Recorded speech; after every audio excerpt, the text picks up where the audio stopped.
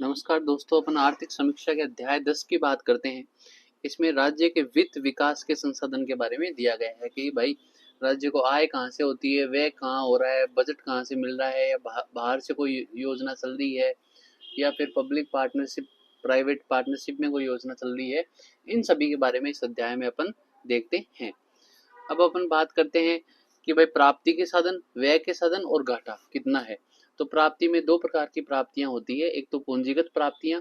पूंजीगत प्राप्तियां कुछ नहीं, मात्र ऋण है, लोक ऋण। और राजस्व प्राप्तियां, राजस्व प्राप्तियां दो प्रकार की होती है, गैर कर और कर। कर अपन देते हैं ना, इनकम टैक्स, ये सारे कर में आ जाते हैं, और गैर कर में शुल्क, ये सब आते हैं। तो अपन इसमें प्राप्तियों में देखते हैं कि सबसे ज्यादा प्राप्ति कहाँ से होती है।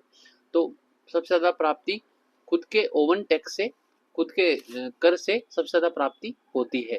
फिर केंद्रीय करों में जो अपने को हिस्सा मिलता है उसमें दूसरे नंबर पे अपने को प्राप्ति होती है।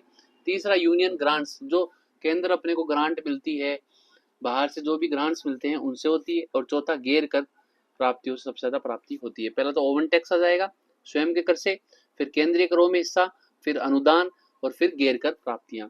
अब स्वयं के करों में भी सबसे ज्यादा SGST से, स्टेट जीएसटी से सबसे ज्यादा प्राप्ति होती है। फिर सेल्स टैक्स से, फिर स्टेट एक्साइज से, और फिर टैक्स ऑन व्हीकल से। याद रह जाएगा, ओवन टैक्स, केंद्रीय करों में हिस्सा, अनुदान और गैर कर। फिर SGST से, अगर करों में बात करें खुद के कर में, ओवन टैक्स में, तो SGST से, फिर सेल्स टैक्स, फिर स्टेट एक्साइज टैक्स, फिर टैक्स ऑन व्हीकल।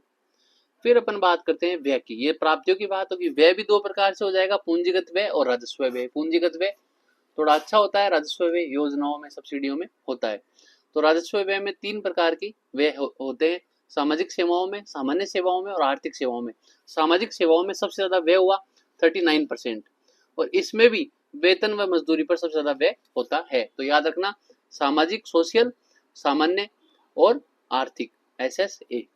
ठीक है, ये व्यय की बात हो गई। अब स्कीम वार बजट में अलोकेशन अपन ने किया तो वो था सर्ट शर्ट शर्ट मतलब सोशल अपन ने व्यय किया सबसे ज्यादा, फिर इलेक्ट्रिसिटी पर व्यय किया, फिर रूरल डेवलपमेंट पे किया, और फिर ट्रांसपोर्ट पे किया। तो ये याद रहने वाली बात है। फिर घाटा की बात करते हैं, तो घाटा सबसे ज्यादा राजकोषीय घाटा सबसे ज्यादा। तीन प्रकार के घाटे होते हैं, राजकोषीय घाटा और राजस्व घाटा।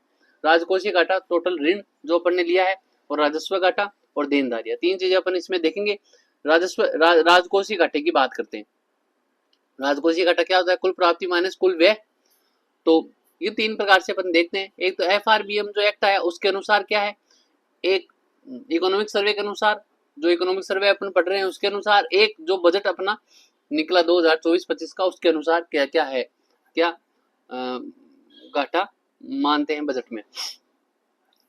तो FRBM तो बोलता है राजकोषीय घाटा 3% होना चाहिए।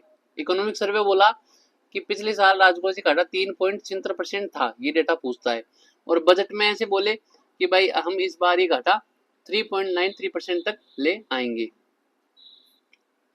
ये बात है। फिर राजस्व घाटे की बात करते हैं। राजस्व घाटा FRBM एक्ट बोलता है 0%।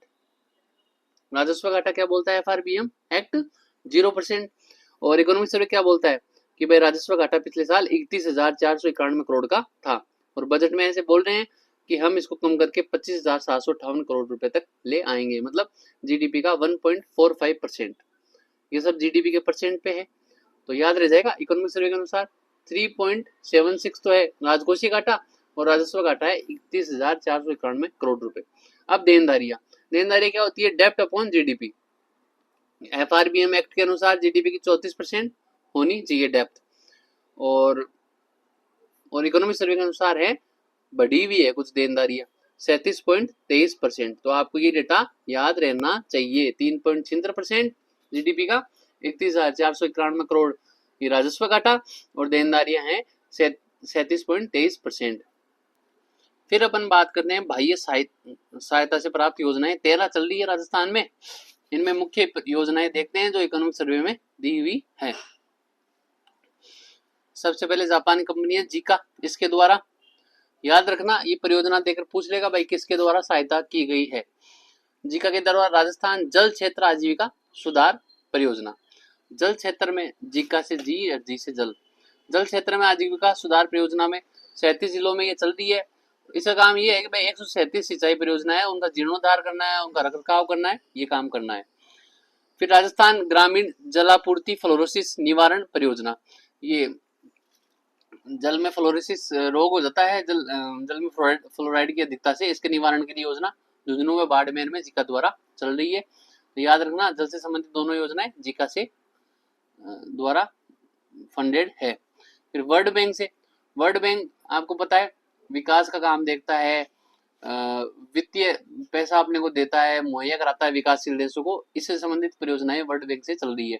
जैसे राजस्थान राज्य राजमार्ग विकास, याद रखना विकास कार्यक्रम सेकंड है, ये विकास नाम याद रखना, विकास याद रह जाएगा, वर्ल्ड बैंक विकास से संबंधित योजनाओं में धन देता है, तो ऐसे याद रह जाएगा। राजस्थान राज्य राजमार्ग विकास कार्यक्रम सेकंड। और राजस्थान में सार्वजनिक वित्तीय प्रबंधन का सुदृढ़ीकरण, मतलब वित्तीय जो प्रबंधन है वो ग्रामीण क्षेत्रों में पहुंचाने के लिए, ये भी वर्ल्ड बैंक द्वारा सहायतित है। फिर बांध पुनर्वास एवं सुधार योजना, इसमें दो काम कर रहे हैं, एक तो वर्ल्ड बैंक, एक Asian infrastructure investment bank AIIB। तो वर्ल्ड बैंक और AIIB का तो है शेयर 30-70% और राजस्थान गवर्नमेंट का है 30%। तो अब अपने 3 परियोजनाएं वर्ल्ड बैंक की, पहले तो विकास से संबंधित परियोजना है राजमार्ग विकास, दूसरी है सार्वजनिक वित्त में, और तीसरी है बांध पुनर्वास की। और जीका की 2 जल से संबंधित है, जल क्षेत्र आजीविका सुधार, एक फ्लोराइड के निवारण के लिए। ऐसे ही एशियन डेवलपमेंट बैंक, अपने को पता है ADB की सबसे बड़ी परियोजना जयपुर मेट्रो चल रही है। फिर दूसरी परियोजना है राजस्थान राज्य राजमार्ग निवेश, वर्ल्ड बैंक में तो विकास आएगा और ADB में निवेश परियोजना, इसके ट्रांस है 2, सेकंड और थर्ड।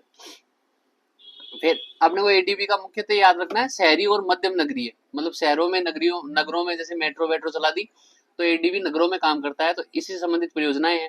राजस्थान मध्यम नगरीय क्षेत्र परियोजना, राजस्थान शहरी क्षेत्र विकास परियोजना, तो ये सब ADB की योजनाएं हैं। अब AFD एक कंपनी है, उसके द्वारा राजस्थान वानिकी जैव विविधता विकास परियोजना, ये पहले जीका द्वारा होती थी, अभी AFD प्लस जीका याद रखना। ये 13 जिलों में, पूर्वी राजस्थान के जो जिले हैं उनमें है वानिकी व जैव विविधता पर। NDB न्यू डेवलपमेंट बैंक, इसके द्वारा रेगिस्तान क्षेत्र में जल क्षेत्र पुनर्संरचना, रेगिस्तान क्षेत्र में केवल ये बाड़मेर वाले इलाके हैं, रेगिस्तान क्षेत्र में जल क्षेत्र पुनर्संरचना योजना है। NDB 17% दे रहा है, राजस्थान गवर्नमेंट 30% दे रही है। एक KFW कंपनी है जर्मनी की, ये कर रही है ग्रीन एनर्जी कॉरिडोर परियोजना, इसके अंतर्गत क्या करेगी, अंतरराज्यीय विद्युत प्रसारण तंत्र, जो नवीकरणीय ऊर्जा है ना उसके अंदर अंतरराज्यीय विद्युत प्रसारण तंत्र KFW, याद रखना KFW का इसमें परसेंटेज है 47%, केंद्रीय अनुदान मिलेगा 33% और राज्य अनुदान 20%। अब बात करते हैं सार्वजनिक निजी सहभागिता की, PPP पब्लिक प्राइवेट पार्टनरशिप।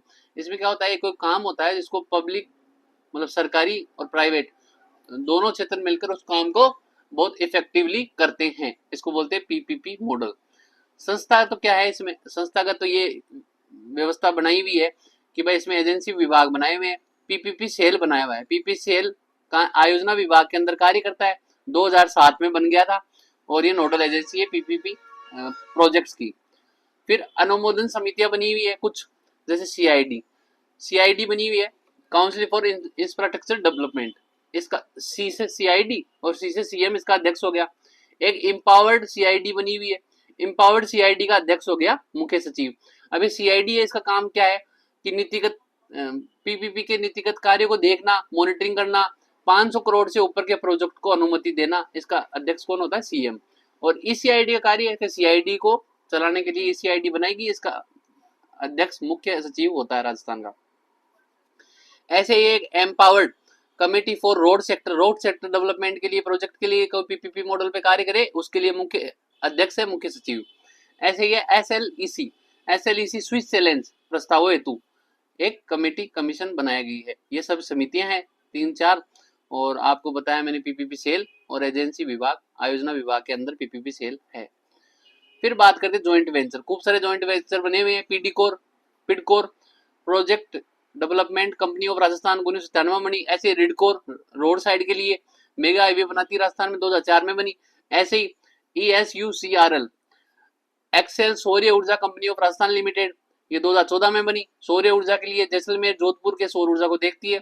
ऐसे ही सौर्य ऊर्जा कंपनी ऑफ राजस्थान लिमिटेड, ये बडला जोधपुर को देखती है, 2014 में बनी। ऐसी Adani renewable energy park Rajasthan limited, ये 2015 में बनी। अब ऐसे एक फंड बनाया गया है पीपीपी के लिए, परियोजना विकास फंड 2003 में बनाया गया, 5 वर्षों के लिए, जो समाप्त हो गया था।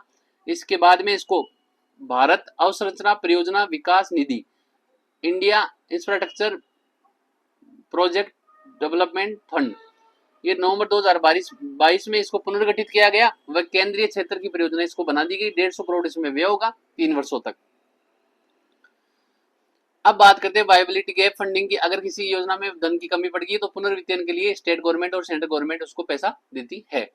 ऐसी सड़क विकास निधि 2013 में बनी। सड़क विकास निधि एक्ट 2004 में बना और राजस्थान राज्य राजमार्ग एक्ट 2014 में बना।